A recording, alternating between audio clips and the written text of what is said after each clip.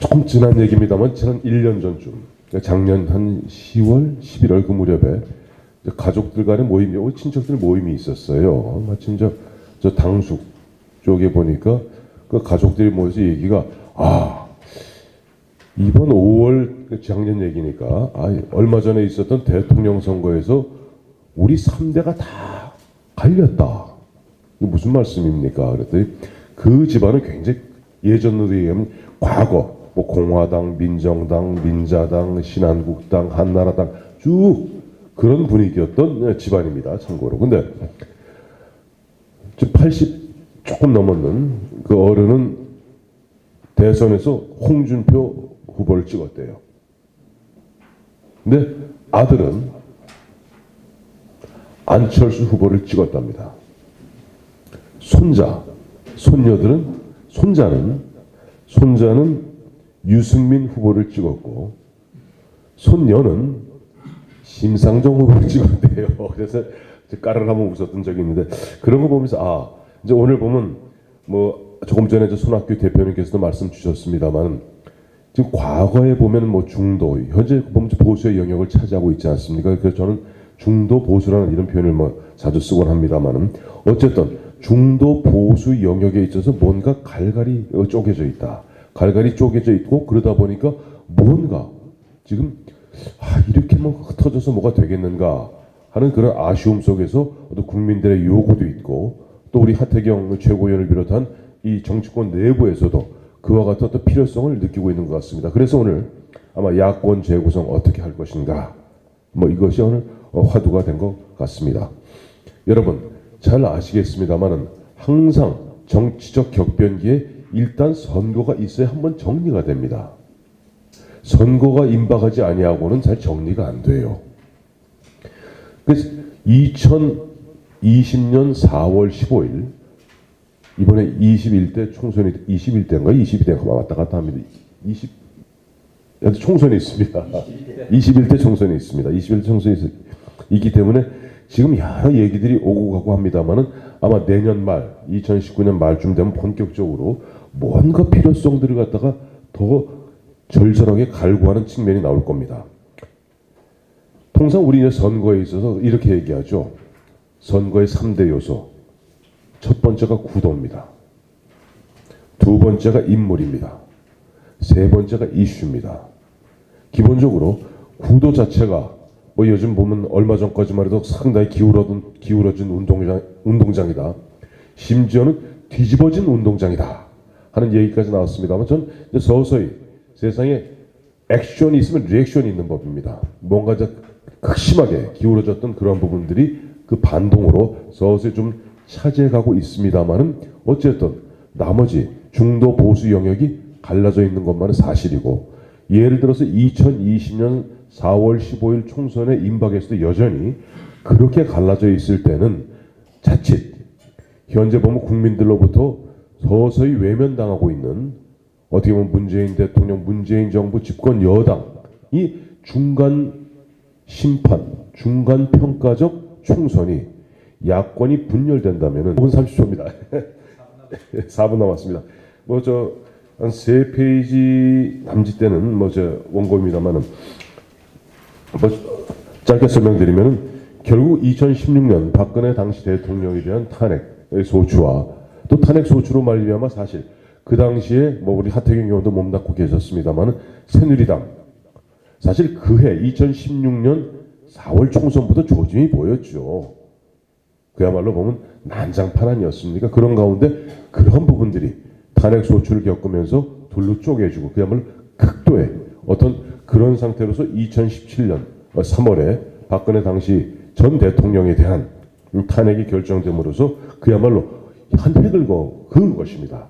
대한민국 정치사에서 대한민국 국민들이 자기 손으로 뽑은 대통령을 드디어는 자기 손으로 갖다가 파면하고 끌어내릴 수 있는, 어떻게 보면 굉장히 중차대한 정치사적 의미가 있는 분수령을 갖다 그었다 하는 이야기고요. 자, 그다음 2017년 대선과 2018년 지방선거의 분석을 갖다가 짧게 설명드리도록 하겠습니다. 2017년 대선, 그 당시 기억하실 겁니다. 2017년 지난해 3월 10일 박근혜 전 대통령이 파면되고 그 다음에 5월 9일 대선이 있었죠. 2달 동안 극도의 국민들이 흥분한 상태였습니다. 자, 생각을 해보세요. 앞에 나옵니다만 예전에 보면 영국에서 뭐 국왕의 목을 자르고 크로멜 시절이죠.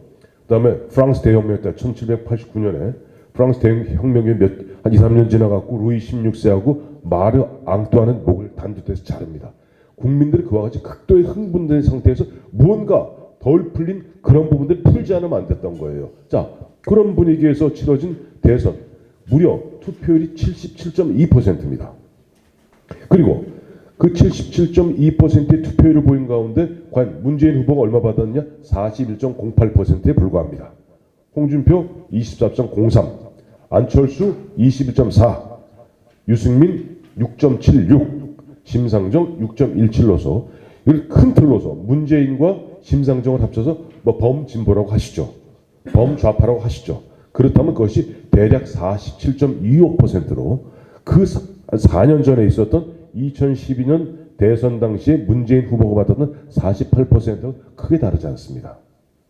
또 꼭 뭐 기계적으로 플러스에 딱 떨어지는 건 아닙니다만 홍준표, 안철수, 유승민 이 세 후보가 받은 표가 52.19%로 박근혜 후보가 받았던 51.6%하고 거의 대동소이합니다. 자, 그리고 자 지난해 아니 올해죠.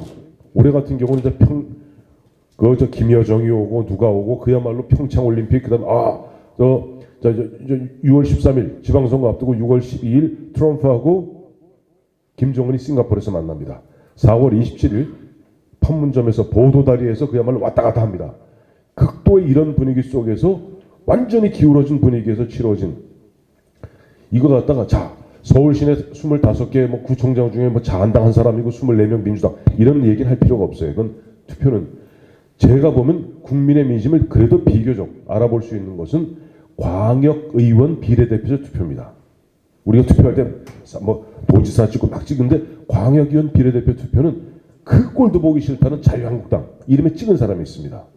그 다음에 이 도대체 뭐야 이거 국민의당도 아니고 바른정당도 아니고 뭐 바른미래당이라고 찍은 사람들이 있습니다. 자, 그것이 어떻게 됩니까? 이번 지방선거도 상당히 투표율이 높았습니다. 지방선거치고는 60%를 넘었어요. 거기서 자한당, 자유한국당이 받은 표가 701만 표로서 27.76%입니다. 바른미래당이 197만 3,141표를 받았습니다. 7.82%입니다. 그래서 2,527만 명이 유효 투표 중에서 지금 자한당하고 바미당 이 두 득표가 그건 뭐 사람 보고 찍는 게 아니라 당 보고 찍는 거니까 35.5%를 898만 표입니다. 물론 민주당은 1299만 표를 얻어서 51.4% 받았습니다만은 그게 극도의 기울어진 분위기하에서도 그렇다 하는 말씀을 드립니다. 사실상 뭐 뒷부분의 제 결론입니다만은 2009년에도 일본에서 그와 같은 일이 있었어요. 55년 체제 후에 자민당이 50년을 갖다 집권합니다. 물론 93년에 호소카와 당시 잠깐 연립 내각이 야당 중심의 내각이 있었습니다만 2009년에 8월 30일 있었던 총선에서 중요한 총선 480석 중에 그 당시 300석을 차지하던 자민당이 119석으로 줄어듭니다. 민주당 113석이었던 민주당이 무려 308석으로 3배가 뜁니다.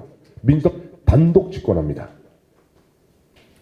근데 그러니까 그 당시에 중도 보수들 물론 뭐 좀 일본 같은 경우는 사실은 민주당도 사실 중도에 좀 가깝습니다만은 중도 보수층들이 거의 패닉 상태에 빠졌어요. 그때 나카사노 야스히로 올해 이제 100세를 갖다가 기록했습니다만 나카사노 야스히로 전 일본 총리가 보수의 유언이라는 그런 책을 쓰면서 야 흔들리지 마라 야 승패 이런 거 있죠. 싸움에서 이기고 지면 흔히 있는 법이다. 병가지 상사다. 이렇게 호들갑 떨 일이 아니다. 라고 얘기하면서 두 가지를 얘기합니다. 첫 번째, 이렇게 얘기합니다. 안달하지 마라. 4년 계획을 세워서 당을 개선해 나가야. 4년 계획, 뭐 일본도 선거는 4년마다 원래 있어요. 해산하기 전에는. 두 번째, 이 대목을 들으면은 우리 하태경 최고위원, 하태경 의원이 굉장히 좋아하실 것 같은데, 대전환의 시대에는 기성세대가 아니라 젊은 신흥 세력 가운데 새로운 리더, 새로운 인재가 등장한다. 어디 기분 좋으십니까? 자, 그렇습니다. 자, 결론 내겠습니다. 사실은 뭔가 변화가 있고 앞에 이제 제 이후로 이제 세 분 선생님께서 말씀해 주시겠습니다만 구체적 저는 이제 뭐 개론적인 얘기를 말씀드리는 것이죠.